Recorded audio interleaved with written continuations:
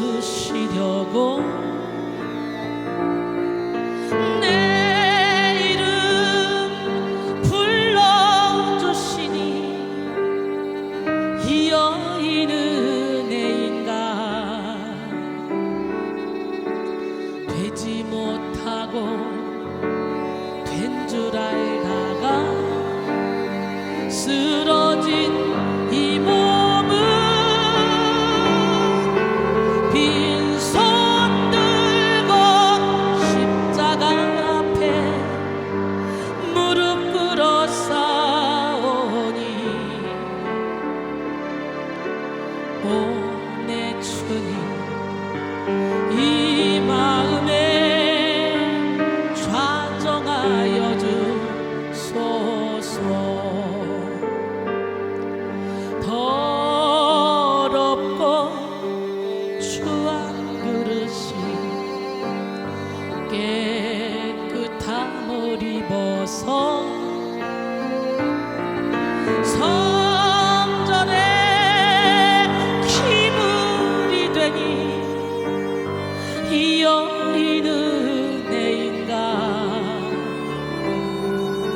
세상을 따라 방황하다가 실패한 이 몸은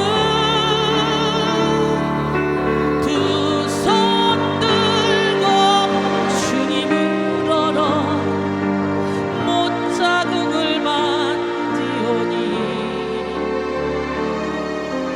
오 내 주님 나 죽도록 충성하게 하소서. 나 무엇 주께 드려야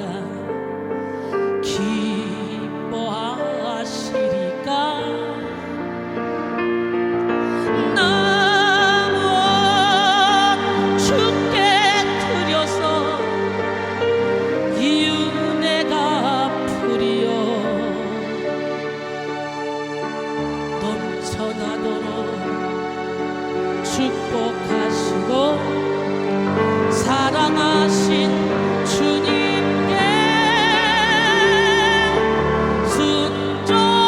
순종하며 주님 것으로 살아가겠사오니 주님 다시 오시는 날 내 이름도 부르소서. 주님 다시 오시는 날 내 이름도 부르소서. 이 시간에 우리가 은혜 받으실 말씀은 사도행전 4장 32절로 37절 말씀입니다. 함께 보겠습니다. 믿는 무리가 한 마음과 한 뜻이 되어 모든 물건을 서로 통용하고 자기 재물을 조금이라도 자기 것이라 하는 이가 하나도 없더라. 사도들이 큰 권능으로 주 예수의 부활을 증언하니 무리가 큰 은혜를 받아 그 중에 가난한 사람이 없으니 이는 밭과 집 있는 자는 팔아 그 판 것의 값을 가져다가 사도들의 발 앞에 두매 그들이 각 사람의 필요를 따라 나누어 줍니다. 구브로에서 난 레위족 사람이 있으니 이름은 요셉이라. 사도들이 일컬어 바나바라 번역하면 위로의 아들이라 하니 그가 밭이 있음에 팔아 그 값을 가지고 사도들의 발 앞에 두니라. 역전의 십자가 부활의 영광 20번째 능력의 부활이라는 제목으로 은혜를 나누기로 합니다. 드디어 다니엘 기도회가 끝나갑니다. 이제 하루가 남았죠. 여러분 지금까지 끝까지 밀고 오신 여러분 주님의 축복이 함께 하시길 원하고 여러분의 모든 기도가 응답되기를 원합니다. 예수님이 부활하시고 나서 단순히 예수님의 몸만 살아난 것이 아니라 부활하신 이후에 사도들을 진정한 제자로 세워가시는 과정이 성경에 나오죠. 사도들은 예수님의 부활 사건 이후로 급격히 변화되었습니다. 부활 사건 이후로 이 부활을 목격한 자들에게 완전히 국면이 달라졌어요. 제자들은 십자가 사건 이후로 자신들이 예수님에게 가지고 있던 기대가 완전히 무너져 있던 상황이었잖아요. 이스라엘의 슈퍼스타였던 예수님과 그 제자들이 이제는 사람들의 멸시와 천대를 받는 무리들이 되었어요. 그러나 예수님이 부활하신 후 그것을 눈으로 확인하자 새로운 소망이 피어나기 시작했어요. 그 이후로 예수님은 제자들을 두루 만나시면서 예수님이 승천하신 후에 다시 오실 것에 대한 교훈을 가르치셨습니다. 예수님의 탄생만큼이나 예수님의 부활은 아주 기쁜 소식이었습니다. 예수님이 부활하셨다는 것은 모든 패배와 죽음의 권세로부터 승리하셨다는 이 최고의 승전가죠. 빌립보 2장 5절로 11절 너희 안에 이 마음을 품으라 곧 그리스도 예수의 마음이니 그는 근본 하나님의 본체시나 하나님과 동등됨을 취할 것으로 여기지 아니하시고 오히려 자기를 비워 종의 형체를 가지사 사람들과 같이 되셨고 사람의 모양으로 나타나서 자기를 낮추시고 죽기까지 복종하셨으니 곧 십자가에 죽으심이라. 이러므로 하나님이 그를 지극히 높여 모든 이름 위에 뛰어난 이름을 주사 하늘에 있는 자들과 땅에 있는 자들과 땅 아래에 있는 자들로 모든 무릎을 예수의 이름에 꿇게 하시고 모든 입으로 예수 그리스도를 주라 하시나요 하나님 아버지께 영광을 돌리게 하셨느니라 그랬어요. 할렐루야. 하나님은 예수님의 십자가 희생을 드높이시고 부활하게 하셔서 모든 이름 위에 뛰어난 이름을 주셨습니다. 아무 종교도 아무 능력도 복제하거나 따라할 수 없는 권세와 능력이 바로 부활을 통해 입증되었습니다. 예수님 스스로 깨어지셨기 때문에 이 능력을 우리에게 주실 수 있었던 거예요. 특별히 부활에 담긴 능력이 어떤 것인지 살펴보기를 원합니다. 부활의 능력은 부서짐의 능력입니다. 부활은 부서짐이 없었다면 결코 이루어질 수 없는 사건이었어요. 예수님이 십자가에서 부서지셨기 때문에 부활로서 승리하실 수 있었던 것입니다. 우리는 부활을 믿으며 부활 이전의 부서짐과 깨어짐을 다시 한번 기억해야 돼요. 부서지되 산산조각이 날 정도로 부서지셨습니다. 우리도 마찬가지로 우리의 삶 속에서 모든 죽음의 권세, 상처, 아픔에 대하여 부활해야 할 때 철저히 내가 부서져야만 주님 안에서 부활할 수가 있습니다. 요한복음 12장 24절로 25절 내가 진실로 진실로 너희에게 이르노니 한 알의 밀이 땅에 떨어져 죽지 아니하면 한 알 그대로 죽으면 많은 열매를 맺느니라. 자기의 생명을 사랑한 자는 잃어버릴 것이요 이 세상에서 자기의 생명을 미워하는 자는 영생하도록 보존하리라 그랬어요. 그 부서짐의 정신은 요한복음 12장에서 말씀하신 미랄의 비유에서도 잘 나타나는데요. 자신의 생명과 유익을 쫓아가는 사람은 결코 일상과 신앙생활에서 경험하는 이 부활의 능력을 맛보지 못합니다. 날마다 십자가에서 죽어지는 것을 거부하고 거절하기 때문에 현실을 전전긍긍하는 신앙생활을 벗어나지 못합니다. 씨앗이 열매를 맺기 위해서는 자신을 덮고 있는 단단한 껍질이 부서지고 벗겨져야 하는 것처럼 우리도 우리를 덮고 있는 모든 단단한 자라는 껍질을 벗고 십자가를 바라보며 주저하지 않고 땅에 심겨 죽어져야 되는 거예요. 예레미야 4장 4절에 보니까 우리 주님이요 완전히 마음가짐을 찢고 여호와께로 돌아와야 된대요. 그렇지 않으면 하나님의 진노가 일어나는데 이걸 불같이 일어나는데 이걸 끌 자가 없다는 거죠. 오늘 시간에 여러분 마음가짐을 찢고 주님께 갑시다. 우리가 마음가짐을 찢고 주님께 가지 않으면요 열매를 맺을 수가 없어요. 회칠한 무덤을 덮어놓고는 우리는 절대로 열매 맺는 삶을 살 수가 없어요. 회칠한 무덤을 제끼고 그 안에 죽은 사람의 뼈와 모든 더러운 것을 예수 이름으로 다 몰아내고 그 안에 은혜와 진리로 말씀으로 각종 은사로 가득 채워서 주님의 뜻을 이루어드리는 기적의 주인공이 되기를 원합니다. 다른 것을 부서뜨리는 것이 아니라 나를 부서뜨리는 사람이 그 자신을 통하여 풍성한 열매를 맛보게 되는 거예요. 곡식은 부서져야 빵이 되고 포도는 질빨피고 으깨어져야 포도주가 됩니다. 그렇듯이 깨어짐의 가치를 만드는 것들이 많죠. 여러분 꽃이 짓이겨지면 마침내 향수가 되죠. 단단한 음식도 입안에서 막 부서져야 소화가 되고 영양분이 되듯이 하나님께 쓰임 받으려면 우리의 자아가 부서지는 경험을 해야 돼. 내 이론이, 내 생각이, 내 뜻이 다 무너져야 돼. 부서짐의 크기가 성숙의 크기입니다. 많이 부서질수록 육신의 교만과 죄성이 다 녹아내리게 됩니다. 자아를 십자가에 못 박기로 결단하고 나를 부수는 순간 하나님은 우리에게 통찰력을 부어주십니다. 단단한 껍질인 자아는 우리의 영의 시선을 가로막고 영의 귀를 가로막고 마음을 혼잡하게 만들어 아무것도 보지 못하는 삶을 살게 합니다. 그 딱딱한 껍질인 자아를 벗는 순간 우리의 영의 귀가 열리고 영의 눈이 열려 더 넓고 더 깊은 것을 볼 수 있습니다. 그래서 하나님이 예비하신 모든 축복, 눈으로 보지 못하고 귀로 듣지 못하고 마음으로 생각하지도 못했다 함과 같으나 하나님의 성령께서 하나님의 깊은 것까지도 통달하게 하신다 그랬잖아요. 오늘 여러분 자아를 깨뜨리고 우리 안에 계신 성령이 마음껏 일하실 수 있도록 우리의 인생의 운전대를 내어드립시다. 그리고 하나님이 예비하신 모든 축복을 다 받아 누립시다. 오늘 지혜와 계시의 영을 받는 시간이 되기를 원합니다. 여러분, 보여지는 것에 집착하는 것이 아니라 보이지 않는 것을 볼 수 있고 들리는 것에 현혹되는 것이 아니라 진리의 소리를 분별할 수 있는 능력, 이 능력은 어떻게 우리가 깨어질 때 생기는 거예요. 그러므로 하나님이 주시는 통찰력을 가진 사람은 세상 풍조에 따라 휩쓸리는 것이 아니라 세상을 거슬러 진리의 빛을 바라며 소금의 역할을 능히 감당할 수 있습니다. 빛의 역할을 능히 감당할 수 있습니다.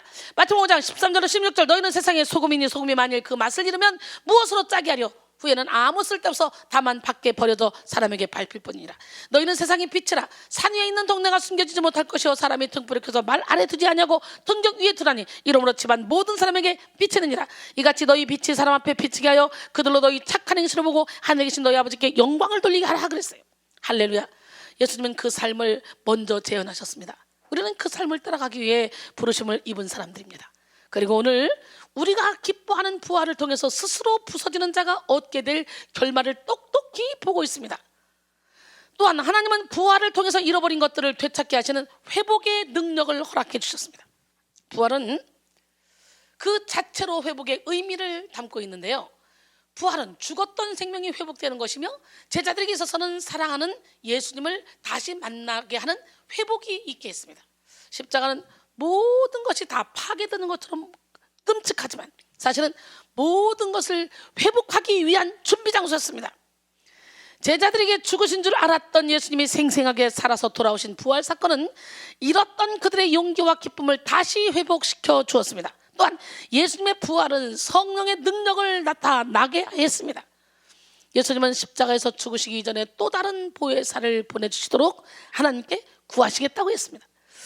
보혜사는 헬라어로 파라클레토스입니다. 파라칼레오에서 유래된 말로 파라는 곁에서라는 의미를 가지고 있어요.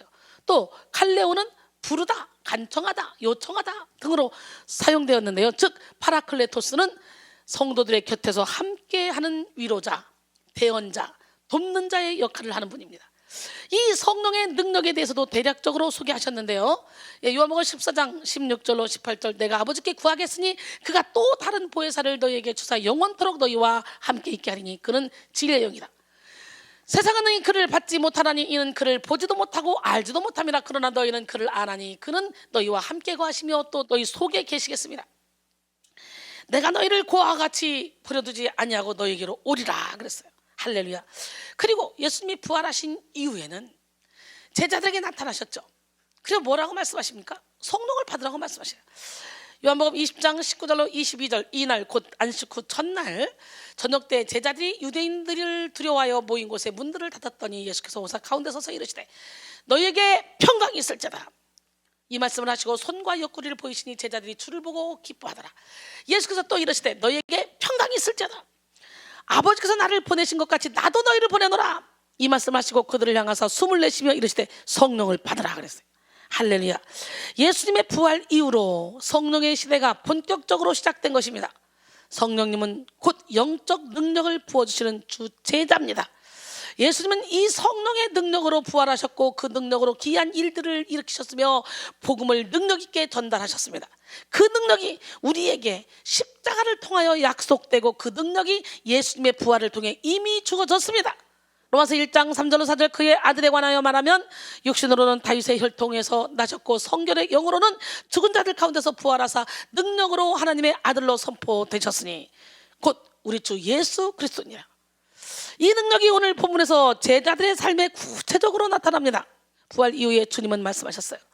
사도행전 1장 4절로 9절, 사도와 함께 모이사 그들에게 분부하여 이르시되 예루살렘을 떠나지 말고 내게서 들은 바 아버지께서 약속하신 것을 기다리라. 요한은 물로 세례를 베풀었으나 너희는 몇 날이 못되어 성령으로 세례를 받으리라 하셨느니라. 그들이 모였을 때에 예수께 여쭈어 이르되 주께서 이스라엘 나라를 회복하심이 이때니까 이르시되 때와 시기는 아버지께서 자기의 권한에 두셨으니 너희가 알 바 아니요 오직 성령이 너희에게 임하시면 너희가 권능을 받고 예루살렘과 온 유대와 사마리아와 땅끝까지로 내 증인이 되리라 하시니라. 이 말씀을 마치시고 그들이 보는데 올려져 가시니 구름이 그를 가려 보이지 않게 하더라 그랬어요. 여러분, 결국 기도하던 중에 그들은, 예수님의 제자들은 성령을 받았죠. 사도행전 2장 1절로 4절 오순절 날이 이미 이름에 그들이 다 같이 한 곳에 모였더니 고려니 하늘로부터 급하고 강한 바람 같은 소리가 있어 그들이 앉은 온 집에 가득하며 마치 불의 혀처럼 갈라지는 것들이 그들에게 보여 각 사람 위에 하나씩 임하여 있더니 그들이 다 성령의 충만함을 받고 성령의 말하게 하심을 따라 다른 언어들로 말하기를 시작하니라. 할렐루야. 오순절 마가다락방에서 성령으로 충만케 된 제자들은 상상을 초월하는 연합의 공동체를 이루는데요, 그들은 예수님의 십자가 사건이라는 이 아픔의 시간을 지나 부활을 통해 복음을 확신했고 성령으로 예수님의 삶을 재현했습니다. 사랑하는 성도 여러분, 우리도 성령의 충만함을 받아서 이런 능력 있는 삶을 살아야 됩니다. 말세에 고통하는 때가 이른다 그랬죠.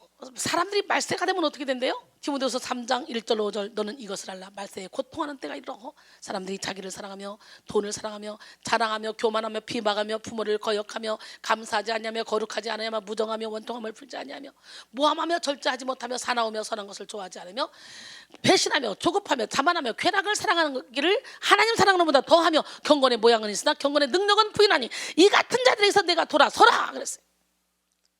근데 오늘날 많은 그리스도인들이 이런 경건의 능력을 부인하는 자들이 참 많습니다. 이 부활의 능력을 자신의 삶에서 녹여내지도 못합니다. 그래서 예수님의 삶을 재현한다는 것이 판타지처럼 여겨지기도 합니다. 나중에는 영적인 것이라면 무조건 거부해버립니다. 같이 예수를 믿는 성도면서 예수님의 뜻대로 살고자 하는 사람을 보면 은근히 조롱하기도 합니다. 하나님은 우리에게 동일하게 부활의 기적을 주셨어요.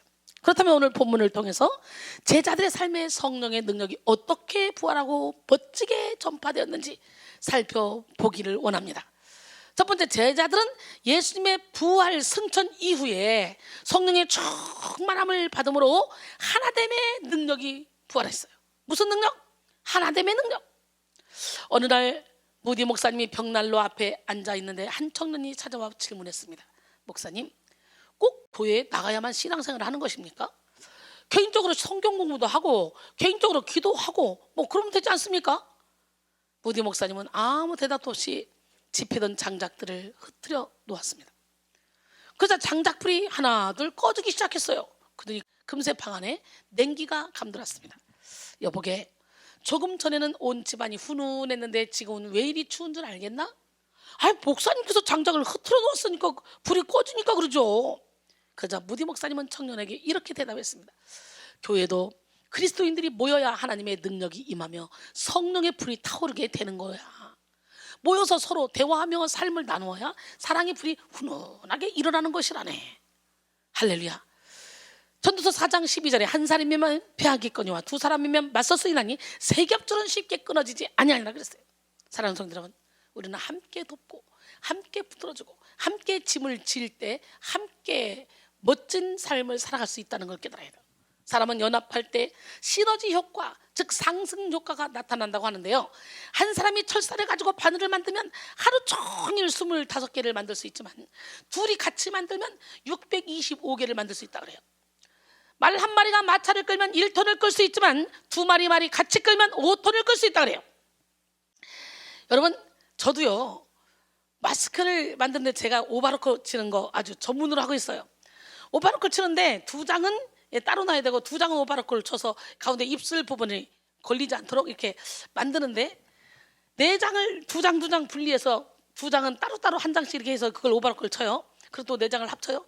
근데 혼자 하려면 한참 걸리는데 옆에 사람들 이거 갈라봐, 따로따로 한 장씩 줘봐, 그리고 이거 다시 붙여봐, 그리고 같이 하면 시너지 효과로요 몇 배가 빨라요. 그래서 우리 사역자들이 바빠도 나를 도와봐, 이리 와봐 그래가지고 하면 따다다다 하면 금방 하는데, 이거 혼자 하려고 그걸 다 흩었다 다시 붙였다 하면 시간이 너무 많이 걸려. 시너지 효과가 훨씬 더 빨라요. 예수님께서도 혼자 일하지 않으시고 12명의 제자들과 같이 일하셨죠. 그래서 복음은 2000년 이상을 달려왔고 온 세계로 달려나갔습니다. 성도가 서로 연합하면 시너지 효과를 발휘하게 됩니다. 저 역시 마찬가지예요.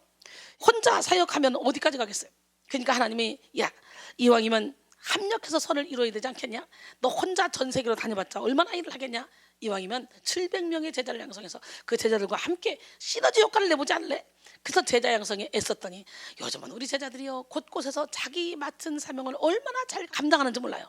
그 많은 우리 사역자들이 자기의 몫을 다 감당합니다. 딱딱 앉아서. 요즘 아주 마스크를 만들면서요 더 이들이 성장을 했어요. 어린아이만 갔던 우리 사역자들이 지금은 모든 면에 얼마나 어른스러운지 제가 아주 든든합니다. 성도가 서로 연합하면 시너지 효과를 발휘하게 돼요. 오늘 기적의 하나님, 능력의 하나님, 살아계신 하나님, 그 하나님을 믿는 우리가 연합해서 오로지 영혼 살리는 데 힘써야 될 줄 믿습니다. 사도행전 4장 32절에 믿는 무리가 한 마음과 한 뜻이 되어 모든 물건을 서로 통용하고 자기 재물을 조금이라도 자기 것이라 하는 이가 하나도 없더라 그랬어요.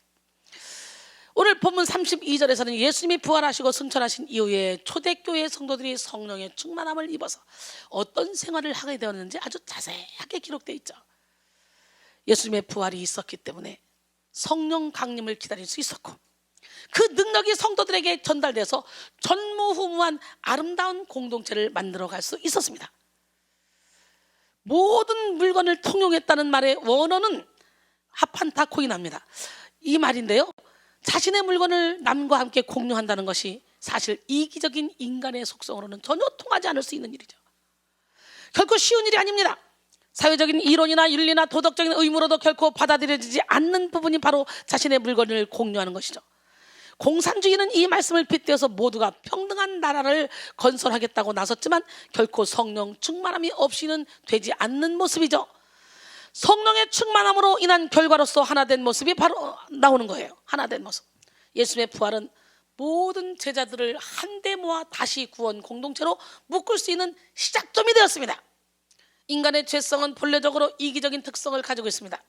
자기 것을 확보하고자 하는 마음은 본능적인 것인데요, 예수님이 십자가에 죽으시고 다시 살아나신 이 사건 이후로 제자들은 성령의 충만함을 기다릴 수 있는 약속을 얻었고 성령의 충만함을 얻자 가장 먼저 연합의 능력을 보여주었다는 거죠. 하나님의 나라는 연합하는 나라입니다. 하나님의 나라는 예수님을 중심으로 하나 되는 나라입니다. 그러기에 성령 충만을 받은 자들은 하나 되기를 기뻐합니다. 제자들이 성령을 받기 이전에 예수님의 십자가를 대했을 때는 뿔뿔이 흩어졌습니다. 다 흩어졌어요. 마가복음 14장 50절에 보니까 제자들이 다 예수를 버리고 도망하니라.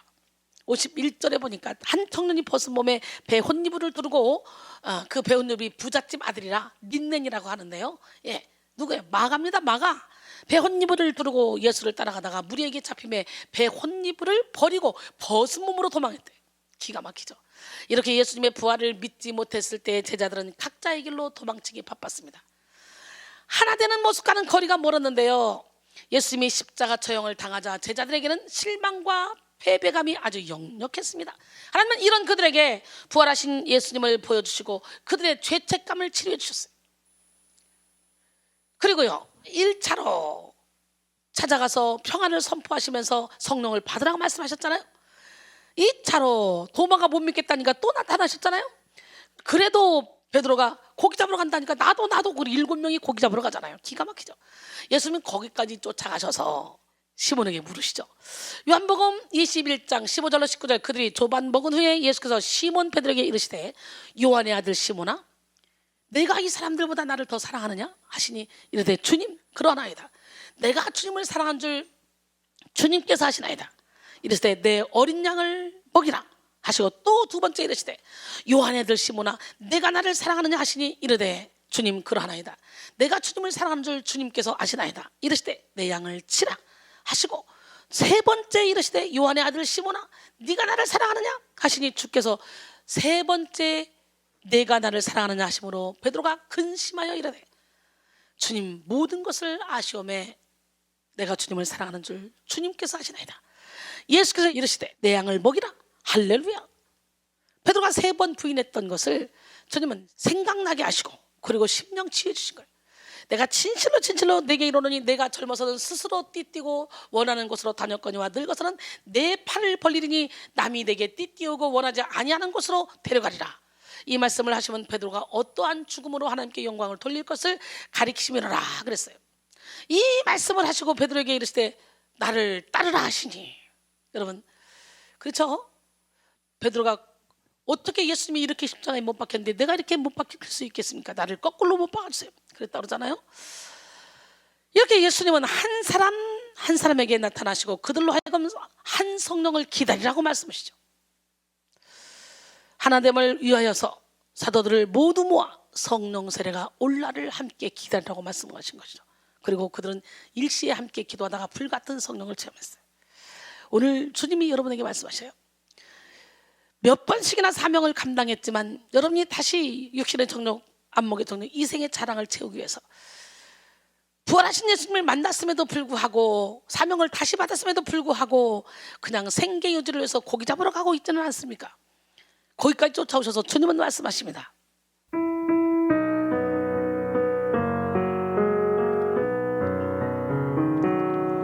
요한의 아들 시몬아, 내가 다른 사람들보다 나를 더 사랑하느냐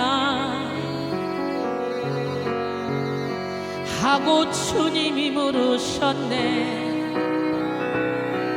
그때 나는 주께 대답했네.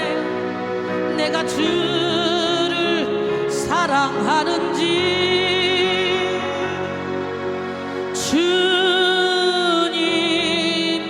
주님께서 아십니다.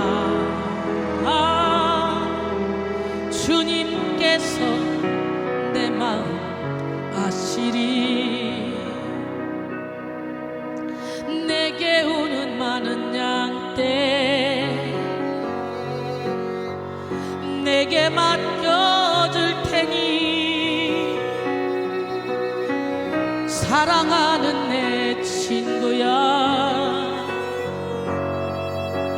많은 양떼를 부탁한다. 그때 나는 주께 대답했네. 내가 주를 사랑하는지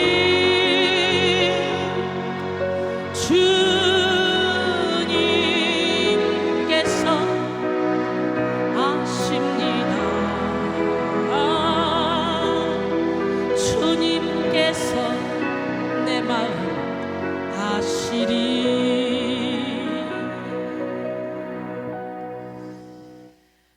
이 험한 세상 가운데 여러분의 영혼이 사는 것도 힘들지만 여러분의 영혼이 깨어나서 다른 영혼을 살리기에는 더 힘든 세상입니다. 생명 걸고 영혼을 살리려고 해도 영적인 무지한 자들이 방해를 부리죠. 우리 교회 보세요. 세상에 단열기도 처음 시작할 때 너무너무 극심한 우울증 환자들 한 8명이 예배 시간에 이리 뛰고 저리 뛰고 소리를 지르고 막 경찰에 신고하고 잡으러 쫓아다니고 막 난리를 쳤잖아요. 근데 웬일입니까? 그 사람들이 다 고쳐져서 정상생활을 하고 있잖아. 이야, 기가 막힙니다. 멋쟁이 하나님은 살아계시고요, 살아계신 하나님이 손대면 안 되는 일이 없어요. 그 문제는 뭐예요? 꾸준히 예배를 드리는 거예요. 야, 이 사람은 도저히 안 되겠다. 야, 이 사람은 정말 안 고쳐질 것 같다. 그랬던 사람들이 꾸준히 집을 교회 앞에 얻어놓고 열심히 기도하다 보니까 어느 순간에 다 고쳐져서 요즘은 정상생활하고 있는데 생각만 해도 정말 신기하고 또 신기합니다. 야, 하나님 정말 멋있어요. 하나님 정말 멋쟁이에요. 우리 교회는 그런 교회죠. 여러분 모두가 다 하나님 주시는 능력을 받읍시다. 믿는 자들이 이런 표적이 따르니 곧 그들이 내 이름으로 귀신을 쫓아내며 새 방언을 말하며 뱀을 집어올리며 무슨 독을 마실 자라도 해를 받지 않냐고 병든 사람에게서 언제적 나으리라 그랬어요. 오늘 이 능력이 여러분에게 임하기를 원합니다. 예수님의 제자들은요, 일시에 함께 기도하다가 불같은 성령을 체험했죠.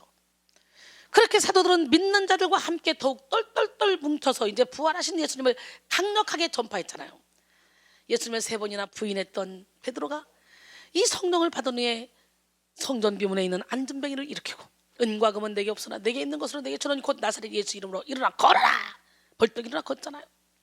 또한 기가 막힌 일이죠. 베드로가 지나가기만 해도 그림자만 봐도 귀신 떠나고 병이 고쳐진 역사가 일어나. 또 베드로가 설교할 때 3,000명, 5,000명이 회개하고 돌아오죠. 오늘 우리도 이 능력을 받아야 돼요. 십자가와 부활 사건은 그 자체로 그리스도인과 예수님의 연합 사건입니다. 로마서 6장 3절 5절 무릇 그리스도 예수와 합하여 세례를 받은 우리는 그의 죽으심과 합하여 세례를 받은 줄을 알지 못하느냐. 그러므로 우리가 그의 죽으심과 합하여 세례를 받음으로 그와 함께 장사되었나니 이는 아버지의 영광으로 말미암아 그리스도를 죽은 자 가운데서 살리심과 같이 우리로 또한 새 생명 가운데서 행하게 하려 합니다. 만일 우리가 그의 죽으심과 같은 모양으로 연합한 자가 되었으면 또한 그의 부활과 같은 모양으로 연합한 자도 되리라 그랬어요. 부활을 믿는 자는 이미 예수님의 죽으심과 연합된 사람이라는 증거입니다. 믿으십니까? 여러분, 사도들은 예수님의 부활을 눈으로 목도한 이후에 그의 죽으심이 자신의 영적 생명과 관련이 있다는 것을 믿게 되었습니다. 그런데 이런 사도들의 연합을 두려워한 많은 세상의 이론들이 부활을 거짓이라고 하며 많은 가설을 내놓았어요. 대표적인 가설을 한번 소개해 볼게요. 고난설입니다. 무덤을 지키고 있던 군인들이 피곤해서 잠시 졸고 있는 틈을 타서 지켜보고 있던 제자들이 시신을 훔쳐갔대요. 그리고 나서 예수님이 부활했다고 거짓 소문을 퍼뜨렸다는 가설입니다. 두 번째는 환상설입니다. 예수님의 죽음을 믿을 수 없어 하는 추종자들이 너무나 예수님을 사모하다 보니까 환상으로 예수님의 모습을 보았다는 거죠. 이런 가설이에요. 환상을 실체와 헷갈렸다는 것입니다.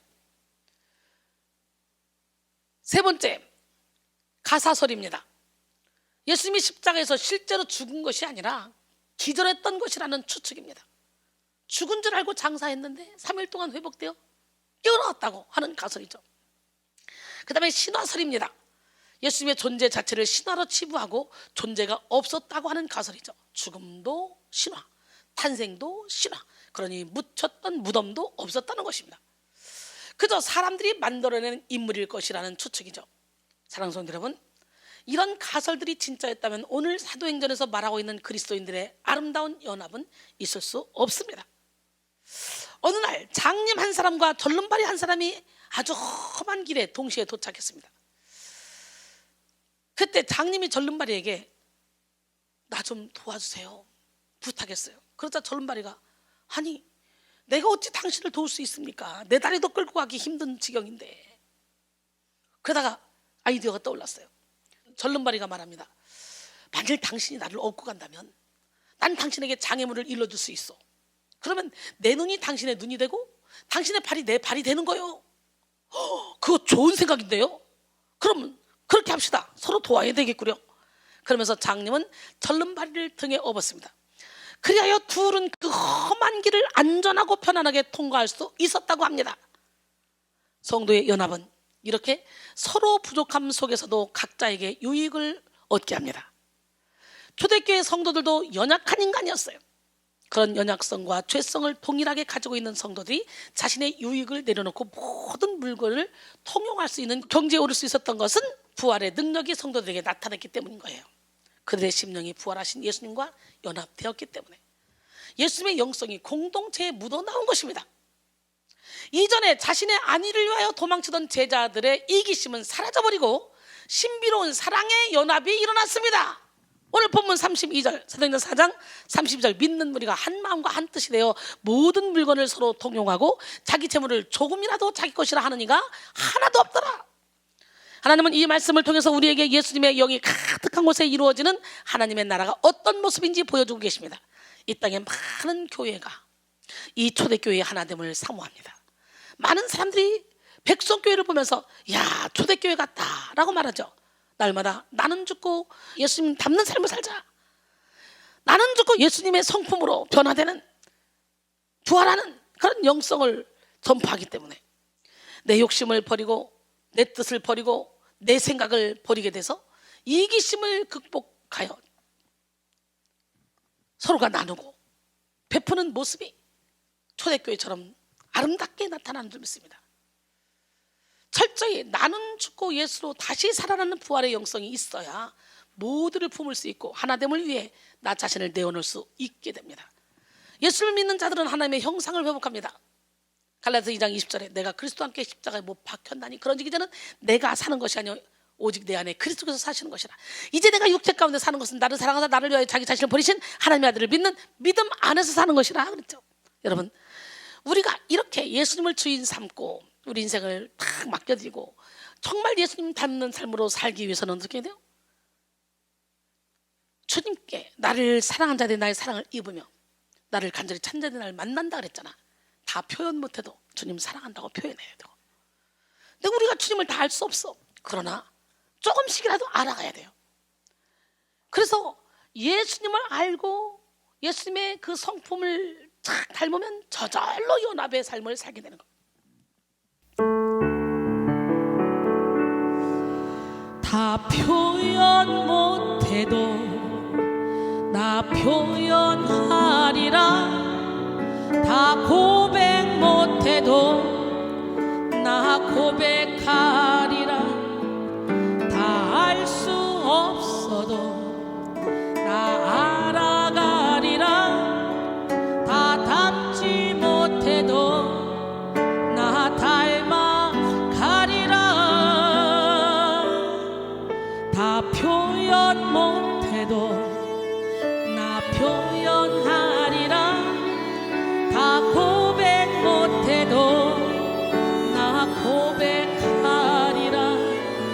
다 알 수 없어도 나 알아가리라. 다 닮지 못해도 나 닮아가리라. 그 사랑 얼마나 아름다운지, 그 사랑 얼마나 날 부욕해 하는지, 그 사랑 얼마나 크고 놀라운지를, 그 사랑 얼마나 나를 감격하게 하는지. 그 사랑 날 위해 죽으신, 날 위해 다시 사신 예수 그리스도, 다시 오실 그 사랑, 죽음도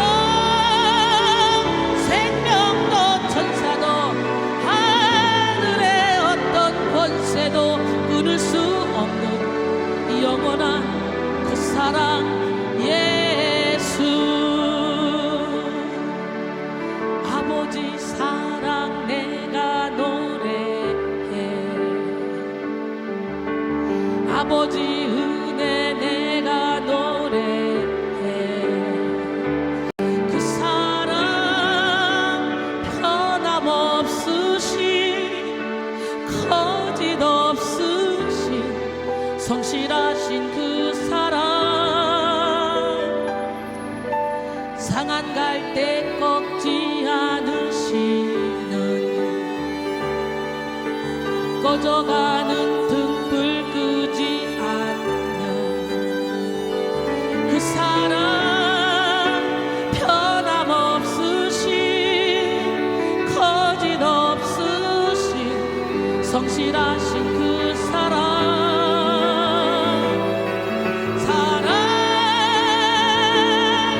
그 사랑 날 위해 죽으신, 날 위해 다시 사신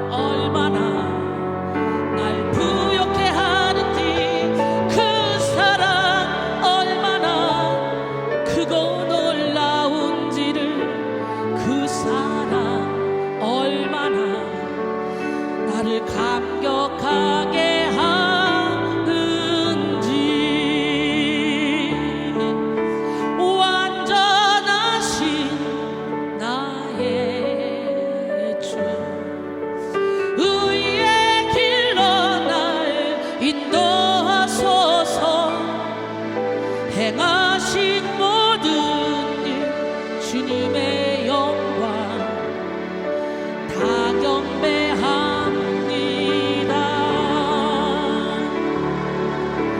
완전하신 나의 주 의의 길로 날 인도하소서. 행하신 모든 일 주님의 영광 다 경배합니다. 예배합니다. 찬양합니다. 주님만 날 다스리소서. 예배합니다. 찬양합니다. 주님 홀로 높임 받으소서. 예배합니다. 찬양합니다. 주님만 날 다스리소서. 예배합니다. 찬양합니다. 주님 홀로 높임 받으소서. 할렐루야. 우리 하나님, 멋쟁이 하나님 홀로 높임 받으시기를 원합니다. 본문에 나타난 초대교회 공동체 속에는 처음으로 하나님의 형상을 회복한 자들의 감격이 있었습니다. 더 주고 더 나눠줘도 마르지 않는 기쁨이 있었어요. 우리가 속한 공동체와 가정이 이 하나됨의 능력이 나타난다면 그 어떤 갈등도 물리칠 줄 믿습니다. 두 번째, 제자들은 예수님의 부활 승천 이후에 성령의 충만함을 받음으로 복음의 능력도 부활했어요. 하나됨의 능력이 부활하고 복음의 능력도 부활했어요. 성령의 충만함을 받은 사도들이 본격적으로 복음을 전했는데요, 그 핵심은 바로 부활이었습니다. 오늘 우리도 이런 부활의 복음을 전해야 돼요. 부활은 복음의 핵심이요, 복음의 중심입니다. 예수님의 부활을 전하지 않는다면 아무리 십자가의 참혹함에 대해서 설명해도 다 소용없어요. 예수님이 부활하셨기 때문에 예수님이 전하셨던 복음이 완전해진 거예요. 우리는 오로지 십자가만 자랑해야 돼. 고린도전서 15장 16절 20절, 만일 죽은 자가 다시 살아난 일이 없으면 그리스도도 다시 살아나신 일이 없었을 터이요. 그리스도께서 다시 살아나신 일이 없으면 너희의 믿음도 헛되고 너희가 여전히 죄 가운데 있을 것이요. 또한 그리스도 안에서 잠자는 자도 망하였으리니, 만일 그리스도 안에서 우리가 바라는 것이 다만 이 세상의 삶뿐이면 모든 사람 가운데 우리가 더욱 불쌍한 자이리라. 그러나 이제 그리스도께서 죽은 자 가운데서 다시 살아나사 잠잔 자들의 첫 열매가 되셨도다. 할렐루야. 부활이 없었다면 복음의 정체성이 사라지고 마는 것입니다. 오늘 본문 사도행전 4장 33절, 사도들이 큰 권능으로 주 예수의 부활을 증언하니 우리가 큰 은혜를 받아. 그렇죠? 오늘 우리도 큰 권능으로 부활을 증언할 때 우리가 큰 은혜를 받는 거예요. 여기서 증언하니라고 번역된 아페디둔 토 마르티리오는 마땅히 치러야 할 것을 갚아버리다라는 말로 해석할 수 있다고 합니다. 사도들은 예수님의 부활을 목도한 이상 복음을 더 이상 자신들만 알고 있는 사상으로 둘 수 없었습니다. 고린도전서 1장 20절로 29절, 지혜 있는 자가 어디 있느냐, 선비가 어디 있느냐, 이 세대의 변론가가 어디 있느냐. 하나님께서 이 세상의 지혜를 미련하게 하신 것이 아니냐. 하나님의 지혜에 있어서는 이 세상이 자기 지혜로 하나님을 알지 못하므로 하나님께서 전도에 미련한 것으로 믿는 자들을 구원하시기를 기뻐하셨도다. 유대인은 표적을 구하고 헬라인은 지혜를 찾으나 우리는 십자가에 못 박힌 그리스도를 전하니, 유대인에게는 거리끼는 것이요 이방인에게는 미련한 것이로되 오직 부르심을 받은 자들에게는 유대인이나 헬라인이나 그리스도는 하나님의 능력이요 하나님의 지혜니라. 하나님의 어리석음이 사람보다 지혜롭고 하나님의 약하심이 사람보다 강하니라. 형제들아, 너희를 부르심을 보라. 육체를 따라 지혜로운 자가 많지 아니하면, 능한 자가 많지 아니면, 문벌 좋은 자가 많지 아니하도다. 그러나 하나님께서 세상에 미련한 것들을 택하사 지혜인 자들을 부끄럽게 하려 하시고, 세상에 약한 것들을 택하사 강한 것들을 부끄럽게 하시며, 할렐루야, 세상에 천한 것들과 멸시받는 것들과 없는 것들을 택하사 있는 것들을 폐하려 하시니, 이는 아무 육체도 하나님 앞에서 자랑하지 못하게 하려 하십니다. 제가 날마다 쓰는 말씀이잖아요. 여러분, 우리는 오직 예수 그리스도만 자랑해야 돼요. 할렐루야. 우리는 복음의 빚진 자들입니다. 복음으로 인해 우리도 함께 죽음의 권세를 이긴 자가 되었기 때문이죠. 그래서 사도행전의 저자인 누가는 증언했다는 말에 마땅히 치러야 할 빚을 갚는다라는 말에 뉘앙스를 넣어서 기록했습니다. 로마서 1장 14절에 헬라인이나 야만이나 지혜 있는 자나 어리석은 자에게 다 내가 빚진 자다. 로마서 8장 12절로 14절도 보니까 그러므로 형제들아 우리가 빚진 자로 돼 육신대로 쳐서 육신대로 살 것이 아니니라. 너희와 육신대로 살면 반드시 죽을 것이로되 영으로서 몸의 행실을 죽이면 살리니 무릇 하나님의 영으로 인도함을 받는 사람은 곧 하나님의 아들이라. 할렐루야. 오늘 우리 모두 다 하나님의 영으로 인도함을 받는 삶을 살기로 합니다. 하나님의 영이 뭡니까? 성령의 인도를 받아야 돼요. 우리는 은혜의 빚진 자로서 하나님이 맡겨주신 사명을 감당해야 됩니다. 우리에게 맡겨진 사명은 바로 복음의 증인인 삶을 살아가는 것이죠. 증인은 헬라어로 마르티스로 증거라는 뜻을 가지고 있습니다. 이는 성도가 주님의 참 증인이 되려면 확실한 증거를 제시해야 된다는 것입니다. 확실한 증거를 제시하는 것은 복음을 말로 전하는 것도 중요하지만 먼저 성도의 삶이 복음과 일치된 삶을 살아야 합니다. 우리의 삶을 통해 예수 그리스도의 위대함을 증거할 수 있어야 하는 것이죠. 또한 증인은 순교자라는 뜻을 가지고 있습니다. 증인은 복음을 증거하는 일에 생명을 다해야 됩니다. 적박한 땅에 나가 생명을 바쳐 복음을 증거하는 일에도 생명을 다해야 하지만 먼저 우리는 자신의 자랑과 자신의 영광, 자신의 자존심을 죽이고 오직 예수님만 드러내는 순교자의 삶을 살아야 하는 것입니다. 골로새 3장 3절로 4절 이는 너희가 죽었고 너희 생명이 그리스도와 함께 하나님 안에 감춰졌습니다. 우리 생명이신 그리스도에서 나타나실 그때 너희도 그와 함께 영광 중에 나타나리라 그랬어요. 여러분, 내가 죽으면 하나님이 우리를 그리스도와 함께 살렸다가 감춰놨다가 예수님이 나타날 때 영광 중에 함께 나타나게 해주신대요. 사도 바울도 자신이 복음의 빚진 자라고 말했잖아요. 사도들은 성령의 충만함을 입고 예수님의 부활이 자신들에게 어떤 의미가 되는지 깨닫고 나서 가만히 있을 수 없게 되었어요. 그리고 우리가 큰 은혜를 받았다고 했습니다. 성령에 충만하게 되면 한마디를 해도 그 속에서 성령의 역사가 함께 일합니다. 이전에 제자들은 마태복음 17장에서 말씀의 권능을 행하지 못했던 모습을 보입니다. 귀신 들린 아들을 둔 아버지가 데려와서 제자들에게 고쳐달라 했더니 제자들이 못 고쳤습니다. 그런데 예수님이 뭐라고 말씀하십니까?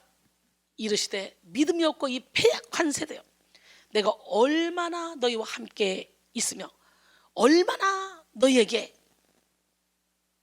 참으리요 그를 이리로 데려오라 하시니라. 이에 예수께서 꾸짖으시니 귀신이 나가고 아이가 그때부터 나으니라. 할렐루야. 그 19절에 보니까 이때 제자들이 조용히 예수가 나와 이르되 우리는 어찌하여 쫓아내지 못했죠? 이랬을 때 너희 믿음이 작은 까닭이라. 진실로 너에게 이르노니 만일 너에게 믿음이 겨자씨 한 알만큼만 있어 이 산을 명하여 여기서 저기로 옮겨지라 하면 옮겨질 것이요 또 너희가 못할 것이 없으리라. 할렐루야. 멋쟁이 하나님, 기적의 하나님, 능력의 하나님 살아계십니다. 예수님이 이 땅에 오셔서 하신 일이 귀신 쫓아내고 병 고치고 말씀 전하신 일이잖아요. 요즘은 귀신 쫓아내고 병 고치면 뭐 잘못됐다, 귀신이 어딨냐 막 이러고 있죠. 참 기가 막힙니다. 여러분, 우리 하나님은 살아계신데 예수님은 사도들에게 능력이 나가지 않는 이유에 대해서 믿음이 작은 까닭이라 그랬죠. 한편 누가복음 10장에서는 또 반대 말씀이 나와요. 제자들이 능히 예수의 이름으로 귀신들을 떼어 쫓는 권능을 행하는 것을 볼 수가 있어요. 누가복음 10장 17절에 20절 70인이 기뻐하며 돌아와 이르되 주여 주의 이름이면 귀신들도 우리에게 항복하다이다. 예수께서 이르시되 사탄이 하늘로부터 번개같이 떨어지는 것을 내가 보았노라. 내가 너에게 뱀과 전갈을 밟으며 원수의 모든 능력을 제어할 권능을 주었으니 너희를 해칠 자가 결코 없으리라. 그러나 귀신들이 너희에게 항복하는 것으로 기뻐하지 말고 너희 이름이 하늘에 기록된 것으로 기뻐하라 하시니라. 할렐루야. 마태복음 17장과 누가복음 10장은 사역 속의 능력을 행하는 사례로서는 비슷해 보이죠. 그런데 그 결과는 완전히 다르잖아요. 여러분, 성경은 이렇게 통전적으로 읽어야 돼요. 제자들에게 예수님의 이름으로 능력을 행할 수 있는 권세를 분명히 주었으나 때에 따라서 그들의 연약함 속에서 능히 행할 수 없었던 경우도 있었던 것으로 보이잖아요. 마태복음 17장에서는 예수님이 사도들에게 능력이 나가지 않는 이유에 대해서 믿음이 작은 까닭이라고 그랬죠. 오늘 본문을 마태복음 17장과 연결시켜 볼 때 사도들이 예수님의 부활을 전할 때에 무리들이 큰 은혜를 받았다고 하는 기록을 보면 사도들의 믿음에도 큰 부흥이 있었다는 것을 우리가 짐작할 수 있습니다. 그리고 그 중심 메시지에는 부활이 있습니다. 부활이 그들의 믿음을 한껏 북돋았다는 것을 알 수 있는데요. 한 예로 예수님의 부활을 의심했던 도마의 이야기를 통해 부활하신 예수님을 만났을 때 그들이 얻은 큰 확신을 볼 수가 있습니다. 요한복음 20장 24절로 28절 12제자 중에 하나로서 디두므라 불리는 도마는 예수께서 오셨을 때 함께 있지 아니한지라. 다른 제자들이 그에게 이르되 우리가 주를 보았어. 아니 도마가 이르되 내가 그의 손에 못자국을 보며 내 손가락을 그 못자국에 넣으며 내 손을 그 옆구리에 넣어보지 않고는 난 믿지 않을 거야. 그 여드레를 지나서 제자들이 다시 집안에 있을 때 도마도 함께 있고 문들이 닫혔는데 예수께서 오사 가운데 서서 이러시되, 주님은 오시면 첫 번째 하시는 말씀이 뭐예요? 너에게 평강이 있을지어다. 그렇기 때문에 우리가 예수 안에 들어가 있으면 참된 평강을 누릴 수 있게 될 줄 믿습니다. 평강이 있을지어다 하시고 도마에게 이르시되 내 손가락을 이리 내밀어 내 손을 보고 내 손을 내밀어 내 옆구리에 넣어봐라. 그래야 믿음 없는 자가 되지 말고 믿는 자가 되라. 도마가 대답하여 이르되 나의 주님이시여 나의 하나님이십니다. 할렐루야. 보지 않고 믿는 믿음이 더 귀한 믿음이라 그러죠. 하나님은 예수님의 부활을 통해서 초대교회 사도들만 복음의 능력을 일으킬 자로 보시지 않습니다. 지금 부활을 구원으로 믿는 우리 모두에게도 복음의 능력이 다시 불리듯 역사하기를 원하십니다. 요한복음 14장 12절에 내가 진실로 진실로 너에게 이르노니 나를 믿는 자는 내가 하는 일을 그도 할 것이요 또한 그보다 큰 일도 하리니 이는 내가 아버지께로 감이라 그랬잖아요. 고린도서 10장 4절로 5절 보니까 우리의 싸우는 무기는 육신에 속한 것이 아니오 오직 어떤 견고한 진도 무너뜨리는 하나님의 능력이라. 할렐루야. 모든 이론을 무너뜨리며 하나님 아는 것을 대적하여 높아진 것을 다 무너뜨리고 모든 생각을 사로잡아 그리스도에게 복종하게 하니 그랬어요. 이 말씀에서 바울이 취한 영적 무기는 하나님의 능력입니다. 오늘 여러분 모두가 다 영적 무기인 하나님의 능력을 받아야 됩니다. 이 하나님의 능력이라는 무기의 특징은 뭡니까? 어떤 강력한 어떤 견고한 진이라도 단번에 무너뜨릴 수 있는 힘을 가졌다는 것이죠. 능력에 해당하는 디나타의 원형 디나토스는 힘, 능력이라는 뜻을 지닙니다. 이 하나님의 능력이라는 무기는 한마디로 복음이며 그 복음은 바로 예수 그리스도입니다. 할렐루야. 사도 바울은 복음 즉 예수 그리스도를 만난 이후에 완전히 180도 변화되는 인생, 기적의 인생, 능력의 인생을 살게 됐어요.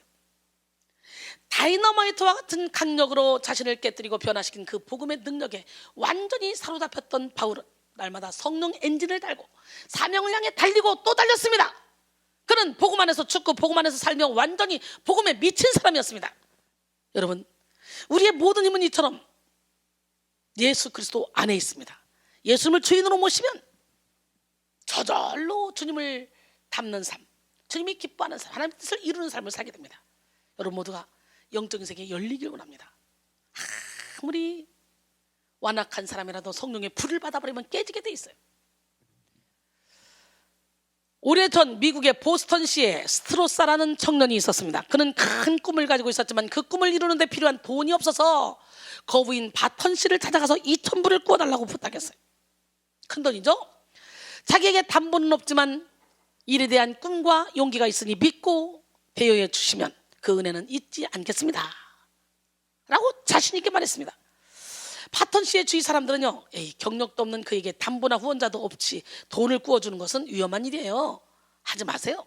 그러나 바턴시는 왠지 그 청년의 용기가 마음에 들어서 모험을 걸고 2,000불을 빌려줬어요. 과연 스트로사는 얼마 되지 않아 그 돈을 갚았습니다. 이 일이 있은 지 10년이 지났습니다. 당시 미국에는 대경제 공황이 일어나 바턴시는 완전히 파산이 될 지경에 이르렀습니다. 소문으로 이 사실을 알게 된 스트로사는 바턴시를 찾아가 당신이 빚진 돈 7만 5천 불을 내가 대신 갚아주겠습니다 라고 말했어요. 바턴시는 깜짝 놀래, 아니 자네가 가져왔던 돈은 이미 갚았는데 무슨 소리요? 하고 의아해했습니다. 이에 대한 스트로사의 대답 멋집니다. 분명히 빚진 돈 2천 불은 옛날에 갚았지만 당신이 베풀어준 은덕은 평생 갚지를 못합니다. 그때 2,000불로 장사를 해서 오늘 이렇게 큰 부자가 되었습니다. 이것이 돈으로 갚아진다고 생각하는 사람은 정신 나간 사람입니다. 은덕과 사랑은 영원히 갚을 수 없는 빚입니다 라고 했습니다. 멋지지 않습니까? 사랑하는 성도 여러분, 여러분은 혹시라도 복음을 통해서 여러분이 얻은 이익을 계산하고 계시지는 않습니까? 우리가 예수님이 부활 승천하셔서 성령으로 보내주심으로써 확증된 하나님의 사랑과 은혜 그리고 능력은 도무지 계산할 수 없는 가치입니다. 부활을 다시 한번 묵상하시면서 복음의 능력이 강력하게 여러분 가운데 부활할 수 있기를 소원합니다. 마지막으로 제자들은 예수님의 부활 승천 이후에 성령의 충만함을 받음으로 긍휼의 능력이 부활했어요. 할렐루야. 오늘 본문 사도행전 4장 34절로 37절 말씀입니다. 그 중에 가난한 사람이 없으니 이는 밭과 집 있는 자는 팔아 그 판 것의 값을 가져다가 사도들의 발 앞에 두매 그들이 각 사람의 필요를 따라 나누어 줍니다. 구불에서 난 레위족 사람이 있으니 이름은 요셉이라. 사도들이 일컬어 바나바라 번역하면 위로의 아들이라 하니 그가 밭이 있음에 팔아 그 값을 가지고 사도들의 발 앞에 두니라 그랬어요. 긍휼이란 그리스도인의 어떤 장식구가 아니라 그리스도인이 마땅히 가져야 될 하나님의 성품이에요. 히브리서 13장 16절 오직 선을 행함과 서로 나누어 주기를 잊지 말라. 하나님은 이 같은 제사를 기뻐하시느니라. 할렐루야. 우리가 이웃에게 긍휼을 베풀 때 하나님은 그것을 기뻐하시는 제사로 받으십니다. 따라서 여러분 모두가 늘 즐거움과 자원하는 심령으로 긍휼을 베푸는 삶을 사시길 바랍니다. 받는 것보다 주는 것이 훨씬 더 행복하다는 걸 저는 어려서부터 배워왔어요. 이게 몸에 뱄어요. 그래서 저는요, 받는 것보다 주는 게 훨씬 더 행복해. 베풀고 나누고 섬기고 뭐든지 있는 거 다 주고 싶고. 지금까지 그렇게 살다 보니까 인생이 그렇게 행복할 수가 없어요. 흩어 구제해도 더욱 구하게 되더라고. 진짜 과도히 아껴도 가난하게 된다 그랬는데, 여러분 크게 마음을 먹고 그릇을 넓게 하셔서 하나님이 예비하신 축복도 마음껏 받으시고 그 축복을 흘려 보내는 축복의 통로가 되길 원합니다. 긍휼의 마음은 근본적으로 죄악된 인간의 마음이 아니라 하나님의 마음이며 예수님의 마음입니다. 하나님의 마음은 언제나 참 평안과 자유와 안식이 가득합니다. 따라서 긍휼의 마음을 품는 사람은 하나님 안에 있는 평안과 자유와 안식을 누립니다. 초대교회 공동체는 우리의 상상을 초월하는 사랑의 공동체였습니다. 모두가 각자 따로였지만 한 몸이었어요. 초대교회는 긍휼의 능력이 부활했던 공동체였습니다. 본문 34절에서 판 것의 값을 가져다가 라는 말에서 가져다가는 에페론인데요, 지속적인 의미를 가지고 있습니다. 성령의 충만함 속에서 자신들의 소유를 팔아서 지속적으로 가난한 자들을 위해서 일상적으로 도왔다는 것입니다. 오늘 본문에서 교회에 가난한 사람이 없었다는 것은 교회가 부자들만 성도로 입교시켜준 것을 의미하는 것이 아니에요. 오히려 초대교회는 과부도 많았고 가난한 사람들도 많았습니다. 반면에 부자들도 있었습니다. 각계각층의 사람들이 모여 있던 곳인데요, 하나님의 은혜가 임하고 복음의 능력이 그들 가운데 역사하자 가난한 자들을 긍휼히 여길 수 있는 마음이 그들에게 회복되었던 것입니다.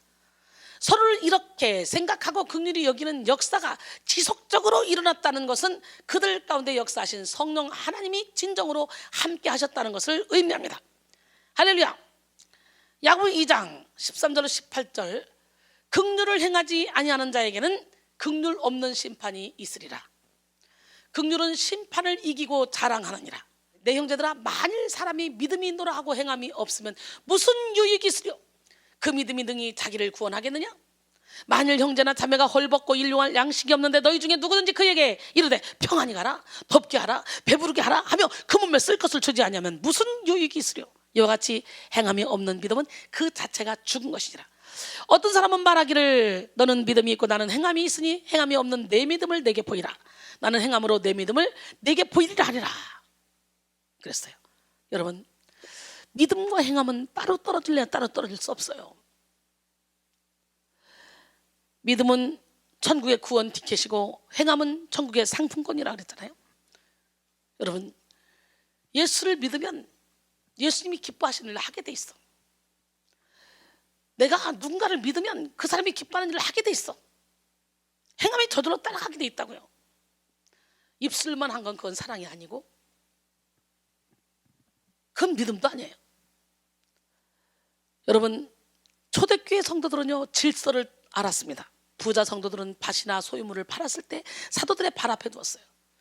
하나님 앞에 드렸을 때 그것이 어떻게 사용될지 결정하는 권한이 자신에게 있지 아니함을 믿음으로 고백한 것이었습니다.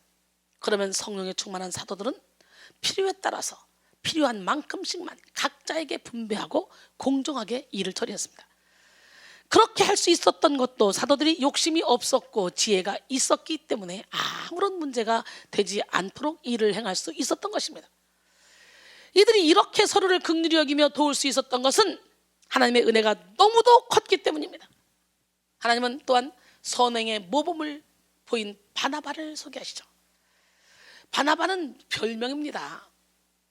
원래 요셉이라는 사람인데요, 상당한 부를 가지고 있었던 것으로 보이죠. 초대교회에서 아주 중요한 역할을 했던 사람입니다. 물질의 헌신뿐만 아니라 그 자신도 하나님의 일에 헌신되었고 상당한 영향력을 끼쳤습니다. 다메섹에서 변화된 사울을 사도들에게 소개하고 목회자로서도 큰 역할을 감당했습니다. 그의 별명은 위로의 아들이었는데요, 바나바는 초대교회에 서로 긍휼히 여기고 사랑하며 헌신했던 공동체의 상징 같은 인물이었습니다. 바나바는 복음의 빚진 자로서 특별히 이름이 거론되며 자신의 소유를 다 판 은혜가 충만한 부자의 대표격으로 나옵니다. 오늘 본문 사도행전 4장 36절로 37절, 구브로에서 난 레위족이 있으니 이름은 요셉이라 사도들이 일컬어 바나바라, 번역하면 위로의 아들이라 하니 그가 밭이 있음에 팔아 그 값을 가지고 사도들의 발 앞에 두니라. 그는 순전한 마음으로 힘을 다해서 구제했고 인간적인 주저함이 없었던 것으로 보입니다. 초대교회 성도들의 이런 자발적인 헌신을 통해 부활하신 예수님의 복음은 더욱더 폭발적으로 전달되어져 나갔습니다. 우리도 복음의 산 증인으로서 교회를 세워나가고 서로를 긍휼히 여길 수 있는 그런 긍휼의 능력이 회복되어야 합니다. 야고보서 2장 13절에 긍휼을 행하지 아니하는 자에게는 긍휼 없는 심판이 있으리라. 긍휼은 심판을 이기고 사랑하는지라 그랬어요. 서로를 긍휼히 여기고 하나님이 기뻐하시는 그 능력 있는 삶을 살아야 됩니다.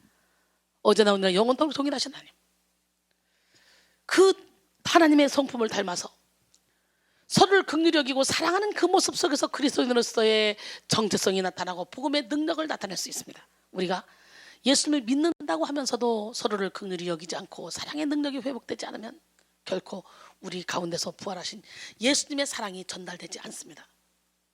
우리는 먼저 긍휼을 입은 자들이에요. 예수님이 죽으시고 부활하신 모든 역사는 하나님이 우리 인간을 긍휼히 여기신 결과입니다. 그러게 이전 것은 지나갔으니 보라 새 것이 되었다. 예수를 믿는 저와 여러분은 이제 새 것이 되었습니다. 새 사람이 되었습니다. 더 이상 구습을 따른 옛사람을 쫓아갈 필요가 없습니다. 우리는 왕같은 제사장입니다. 거룩한 나라입니다. 하나님의 소유된 백성입니다. 하나님의 선전물입니다. 베드로전서 2장 9절로 10절, 그러나 너희는 택하신 족속이요 왕같은 제사장들의 거룩한 나라요, 아멘. 그의 소유가 된 백성이니 이는 너희를 어두운 데서 불러내 그의 귀한 빛에 들어가게 하신 이의 아름다운 덕을 선포하게 하려 하심이라. 너희가 전에는 백성이 아니더니 이제는 하나님의 백성이요 전에는 긍휼을 얻지 못하였더니 이제는 긍휼을 얻은 자니라 그랬어요. 할렐루야. 예수 그리스도의 긍휼함의 은혜를 입은 사람은 긍휼하심의 능력을 나타내는 삶을 살게 됩니다. 심령이 가난한 자는 천국이 그의 것이요. 우리 함께 찬양할까요? 기적의 하나님, 능력의 하나님 앞에 정말 가난한 심령으로 긍휼의 마음 달라고 기도하는 마음으로 찬양합시다. 심령이 이 가난한 자는 천국이 저희 것이요 애통하는 자는 복 있네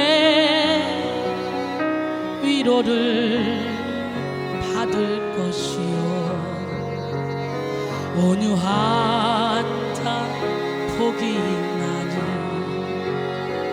땅을 기업으로 얻겠네 의에 줄이고 목마른 자는 저 입에 부를 것이요 긍휼히 여기는 자는 긍휼히 여김 받겠네 마음이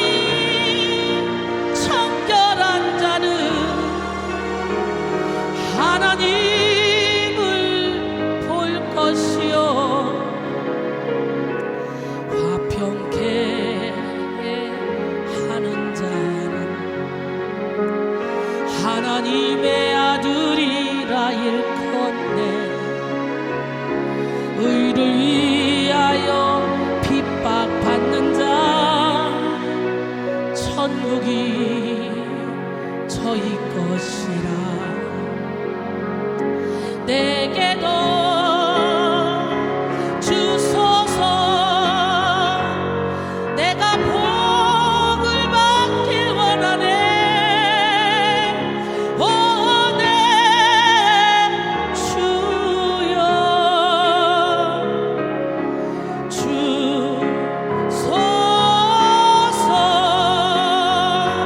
내게도 주소서.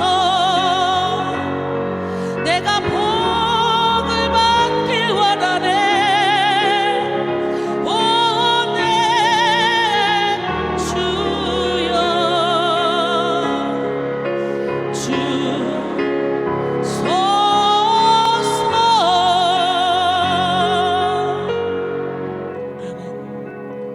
우리는 예수님의 긍휼을 구해야 됩니다. 더러운 이 그릇을 주님 쓰시려고 내 이름 불러주시고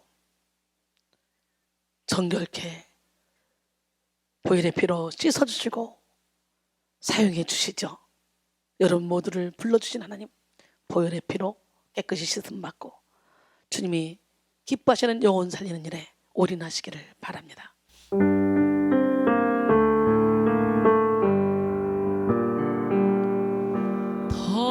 더러운 이 그릇을 주님 쓰시려고 내 이름 불러주시니 이 여인은 은혜인가. 되지 못하고 된 줄 알다가 쓰러진 이 몸은 빈손 들고 십자가 앞에 무릎 꿇어 싸우니 오 내 주님 이 마음에 좌정하여 주소서. 더럽고 추한 그릇이 깨끗함을 입어서 성전의 기물이 되니 이 여인은 은혜인가. 세상을 따라 방황하다가 실패한 이 몸은 두 손 들고 주님을 얼어 못자국을 만지오니 오 내 주님 나 죽도록 충성하게 하소서. 나 무엇 주께 드려야 기뻐하시리까. 나 무엇 주께 드려서 이 은혜가 풀이요 넘쳐나도록 축복하시고 사랑하신 주님께 순종하며 주님 것으로 살아가겠사오니 주님 다시 오시는 날 내 이름도 부르소서. 주님 다시 오시는 날 내 이름도 부르소서.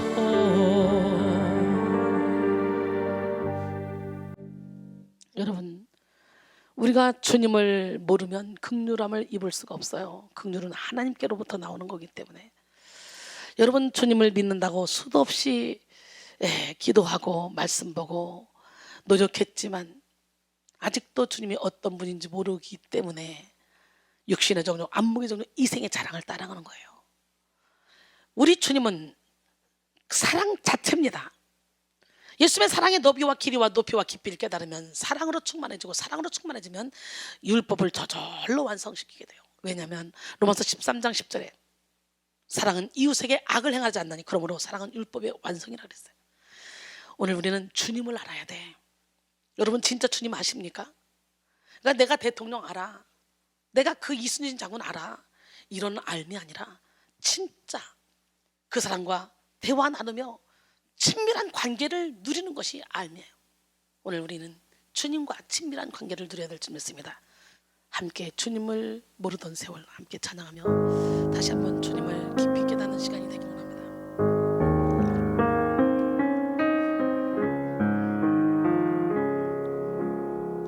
주님을 모르던 세월 방황하던 내 영혼, 아름다운 목자 음성을 거역하며 살았네. 달콤한 유혹과 즐거움 나를 썩게 하여도 사망의 그늘이 치는 줄 생각지도 못했네. 그림자 같은 나를 욕심으로 채우고 항상 나 하나만 위하여 쓸모없이 지냈네. 분토만도 못한 소욕이 어찌 그리 중했나. 주여 용서해 주소서. 머리 조아립니다. 그럴 때 부드러운 주님의 손길 나를 어루만질 때 육신으로 살던 세상은 흔적 없이 사라져. 더러웠던 나의 옛사랑 십자가에 못 박고 성령의 새 옷을 입었네. 주여 나를 보소서. 시간과 물질과 노력 나의 생명까지도 주님께만 바치렵니다. 나를 받아주소서. 좁은 이 길 모두 걸으는 주님 다시 배울 때 영광의 면류관 쓰고서 영원토록 살리라. 좁은 이 길 모두 걸으는 주님 다시 배울 때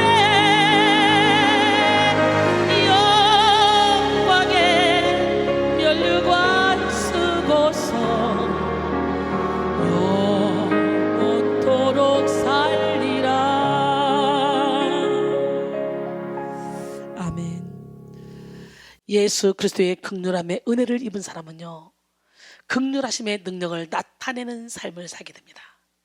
오늘 우리 그 은혜를 입읍시다. 예수로 옷 입읍시다.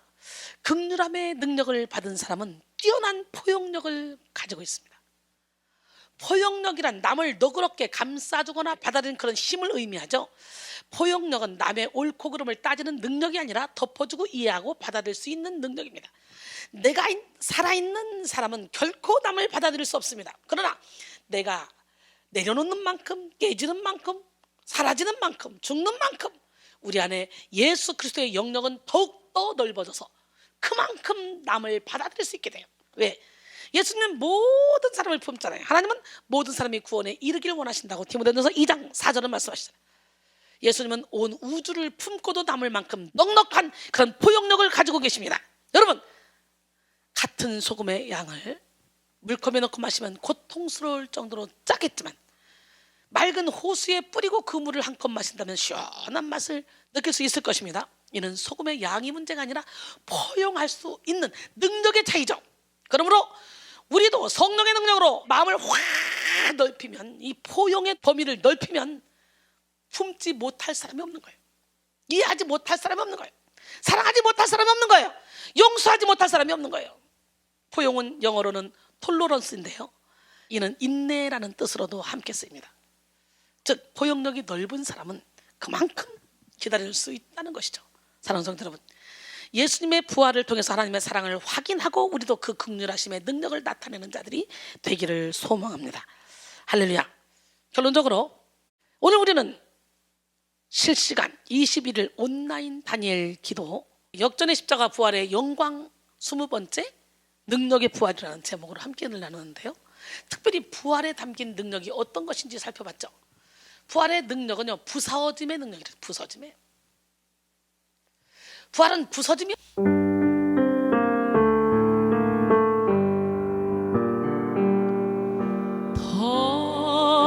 더러운 이 그릇을 주님 쓰시려고 내 이름 불러주시니 이 여인은 애인가 되지 못하고 된 줄 알다가 쓰러진 이 몸은 빈손 들고 십자가 앞에 무릎 꿇어 싸우니 오 내 주님 이 마음에 좌정하여 주소서. 더럽고 추한 그릇이 깨끗함을 입어서 성전에 기물이 되니 이 여인은 애인가 세상을 따라 방황하다가 실패한 이 몸은 두 손 들고 주님을 얼어 못자국을 만지오니 오 내 주님 나 죽도록 충성하게 하소서. 나 무엇 주께 드려야 기뻐하시리까. 나 무엇 주께 드려서 이 은혜가 풀이요 넘쳐나도록 축복하시고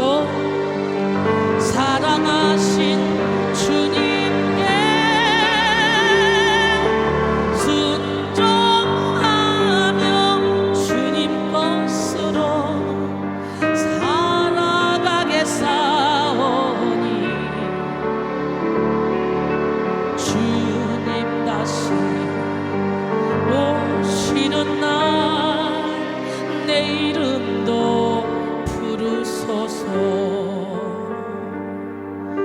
주님 다시 오시는 날 내 이름도 부르소서. 없었다면 결코 이루어질 수 없는 사건이었어. 예수님이 부서지셨어. 그래서 예수님이 부활하신 거예요. 예수님이 부활하시고 승천하신 이후에 주님의 명령대로 기도하다가 성령으로 충만케 된 제자들은 상상을 초월하는 연합의 공동체를 이루었습니다. 그들은 예수님의 십자가 사건이라는 아픔의 시간을 지나서 예수님이 부활 승천하신 후에 성령을 보내주셨잖아요. 그 성령을 받음으로 성령을 통해 복음을 확신했고 성령으로 예수님의 삶을 재현했습니다. 사랑하는 성도 여러분, 우리는 이런 능력 있는 삶을 살아야 돼요. 오늘 본문을 통해서 제자들의 삶에 성령의 능력이 어떻게 부활하고 어떻게 전파되었는지 살펴봤죠. 제자들은 예수님의 부활 승천 이후에 성령의 충만함을 받음으로 첫 번째, 하나됨의 능력이 부활했습니다. 우리 백성교회, 우리 영혼의 샘 선교센터 어디에서 예배를 드리고 있든 하나됨의 능력이 부활해야 돼. 이렇게 오랜 시간 동안 얼굴을 맞대지 못하고 여러분을 못 보고 있는 분들이 많은데 이 다니엘 예배를 통해서라도 여러분이 하나됨의 능력이 부활해야 돼. 그래서 똘똘 뭉쳐서 하나님이 우리에게 맡겨준 사명을 감당해야 될 줄 믿습니다. 그 다음에 복음의 능력이 부활했습니다. 그 다음에 긍휼의 능력이 부활했어요. 오늘 여러분 하나 되어 우리 주님이 명령하신 대로 땅끝까지 복음을 증거하는 우리 백성교회 영혼의 샘 선교센터 단원들이 되고 회원들이 되고 교인들이 되길 원하여, 그리고 긍휼의 능력으로 모든 사람을 긍휼히 여길 수 있는 그런 힘을 받아야 돼. 그래서 하나됨의 능력이 부활하고 또 복음의 능력이 부활하고 또 긍휼의 능력이 부활했잖아요. 예수님의 부활이 여러분의 부활이 된다면 반드시 하나됨과 복음과 긍휼의 능력이 여러분의 삶에 나타날 줄 믿습니다. 능력 있는 삶이 무엇이라고 생각되십니까? 진짜 능력은 복음에 담긴 하나님의 사랑이 나타나는 거예요. 오늘 여러분 예수님의 사랑의 높이와 길이와 높이와 깊이가 어떠면 깨달아 사랑으로 충만해져서 하나님 사랑 이웃 사랑을 실천하는 능력 있는 성도가 되길 원해요. 예수님의 부활을 믿고도 이기심과 욕심이 가득하다면 오늘 여러분 자신을 돌아보고 죽음의 권세를 이기시고 부활하신 예수님의 사랑을 다시 한번 새기셔서 여러분 가운데 하나님이 주시는 능력이 부활하기를 주님의 이름으로 축원합니다. 나에겐 알 수 없는 힘, 나에겐 알 수 없는 사랑 어디서 생겨날까? 우리 함께 찬양합니다.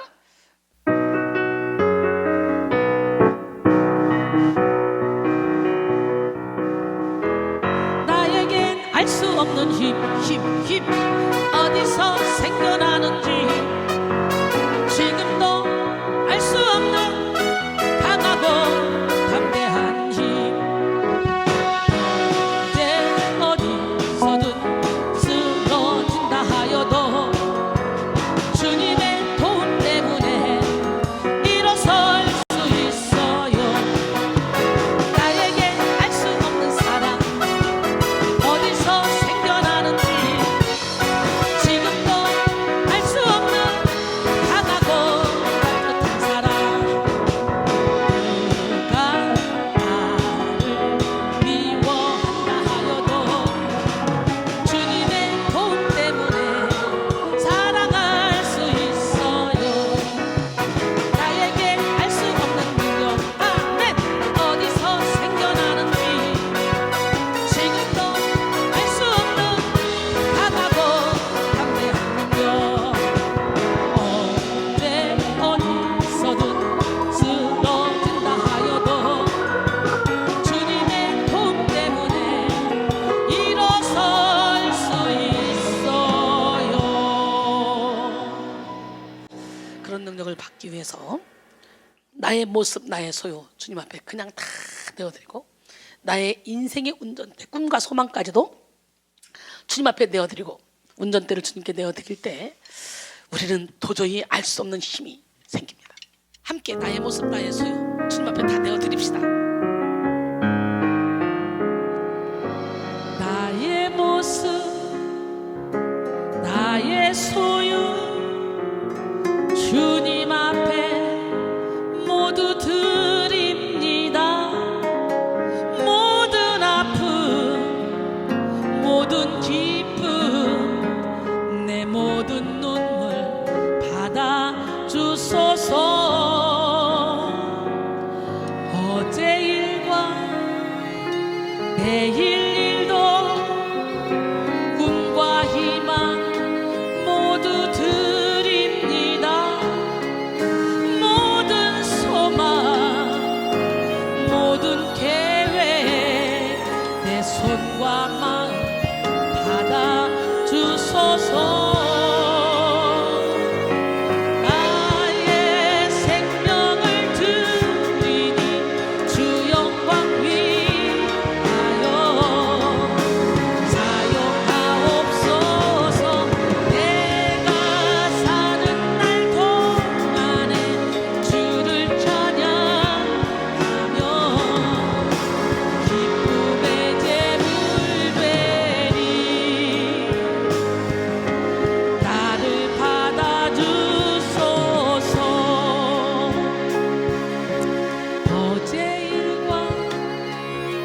내일 일도 꿈과 희망 모두 드립니다.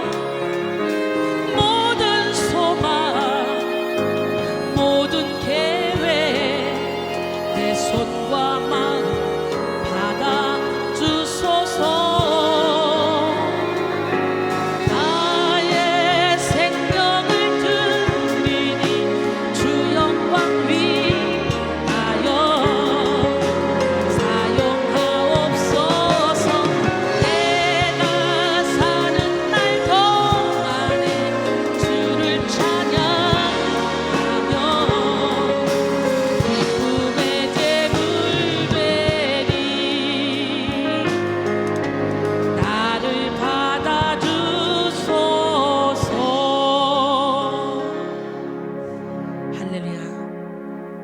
나를 죄로부터 구하신 하나님을 우리 함께 찬양합니다.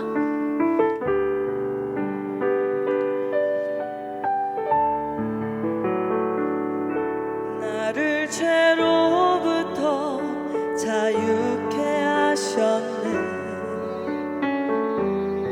시험을 이기고 승리를 얻었네. 갚을 수 없는 사랑으로 나를 채우시네. 할렐루야. 수고할 능력이 또다. 주의 보혈 능력이 또다.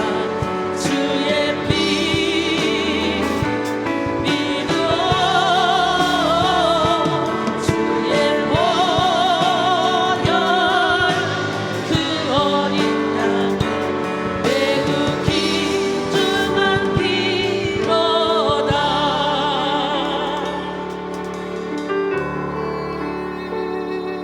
또다시 초라하게 넘어진대도 더 없는 은혜와 이길 힘 주시면 갚을 수 없는 사랑으로 나를 채우시네. 할렐루야. 주보혈 능력이 또다. 나의 죄를 밝히시고 새 날을 주셨네. 주보혈 능력이 또다. 그 사랑 날마다 나에게 찬송 주니 놀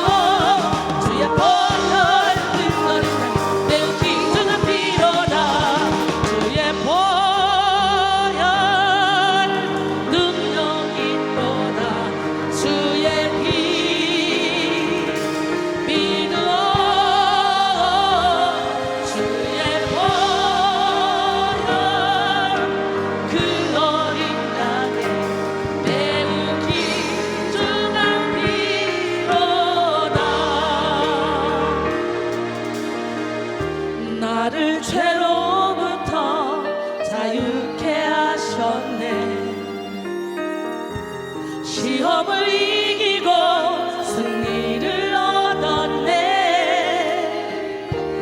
갚을 수 없는 사랑으로 나를 채우시네. 할렐루야. 주보혈 능력이더라. 주의 보혈 능력이더라. 주의 피 믿으러 주의 보혈 그 어린 양의 배부피 주나비로다. 우리 주 한 번으로 통성명합니다. 주여 주의 보혈 하나님 우리에게 능력을 허락하여 주시옵소서. 십자가의 능력으로 살아가게 하여 주시고 십자가의 은혜로 살아가게 하여 주시옵소서. 하나님 우리 안에 있는 모든 소망이 이 시간 깨어나게 하여 주시고 우리 안에 있는 사명이 깨어나게 하시며 부활의 능력, 복음의 능력이 깨어나는 이 시간이 되게 하여 주시옵소서.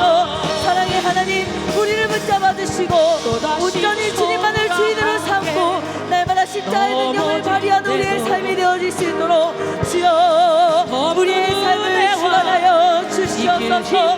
우리를 회복시키기를 원하시는 하나님, 우리의 삶을 주관하기를 원하시는 하나님, 이 시간 하나님의 능력을 의지하여서 오늘도 담대함으로 나아갑니다. 하나님 우리에게 더 큰 믿음을 허락하여 주시옵소서. 주께서는 십자가 견고한 자를 평강에서 평강으로 인도하셨사오니 하나님 우리가 십자가 더욱더 예수께 굳어져서 날마다 자유함을 누리며 빛을 발하는 우리의 삶이 되어질 수 있도록 기름 부어 주시옵소서. 우리 안에 있는 능력이 이 시간 부활되게 하여 주시고 회복되게 하여 주시옵소서. 하나님 성령의 능력으로 말미암아 날마다 성령의 열매를 맺기를 원합니다. 사랑, 희락, 화평, 인내, 자비, 양선, 충성 모두 절대 열매를 맺게 하여 주시고 하나님 나는 죽고 예수로 살아가게 하여 주시옵소서. 그 무엇보다도 우리가 삶 가운데 열매를 맺기를 원합니다. 그러기 위하여서 우리의 자아를 이 시간에 십자가에 못 박기를 원하오니 나는 죽고 예수로 살게 하여 주시옵소서. 이제는 내가 얻고 나를 사랑하는 것이 아니라 나의 영광을 드러내는 것이 아니라 온전히 십자가의 능력을 발휘하는 우리의 삶이 되게 하여 주시옵소서. 사랑의 주님을 찬양합니다. 능력이 부활되길 원합니다. 하나됨의 능력 오늘 이 시간에 허락하여 주시옵소서. 하나 되어 하나님을 기쁘시게 하는 삶을 살게 도와주시고 주님의 뜻을 이루어 드릴 수 있도록 도와주시며 우리의 긍휼이 부활되게 도와주셔서 진정으로 많은 사람을 긍휼히 여김으로 모든 사람을 주님 품으로 인도하는 축복의 통로로 멋지고 아름답게 사용하여 주시옵소서. 영의 눈을 열어주시고 영의 귀를 열어주시고 영적인 마음을 활짝 열어주셔서 주님의 뜻을 분별하여 정말 하나님이 기뻐하시는 삶을 살 수 있도록 도와주시고 그 어떤 것보다도 영분별의 은사를 허락하여 주셔서 취할 것은 취하고 버릴 것은 버릴 수 있는 능력을 베풀어 주시옵소서. 연약하고 부족한 우리를 사랑하셔서 이렇게 온라인 다니엘 기도회를 참석하게 하시고 오늘이 20번째 이제 한 번 남았습니다. 예, 온라인 다니엘 기도회 한 번 끝난 이후에 계속적으로 이제 영적인 설교를 이어나갈 텐데 우리 모두가 더 허리띠를 졸라매고 더욱더 열심히 은혜 받고 깨지고 부서지고 무너짐을 통해서 우리를 통해 하나님의 일하심을 연합의 능력을 체험하는 기적의 주인공이 될 수 있도록 하나님 도와주시고 축복하여 주시옵소서. 주님을 찬양합니다. 주님을 의지합니다. 주님의 보혈의 피로 우리의 모든 영혼육의 질병을 고쳐 주시옵소서. 나사렛 예수 이름으로 모든 영혼육의 질병은 떠나갈지어다. 염려 걱정 근심은 떠나갈지어다. 나 여호와가 치료의 여호와니라 말씀하신 하나님, 우리의 영혼 육의 모든 질병을 고쳐 주시옵소서. 함께하신 주님을 찬양하며 예수님의 이름으로 감사하며 간절히 기도드립니다. 아멘. 우리 하나님, 멋쟁이 하나님, 기적의 하나님, 능력의 하나님, 그 하나님 보좌 앞에 나가기 위해서는 우리는 어떻게 해요? 십자가의 보혈을 의지해야 되죠.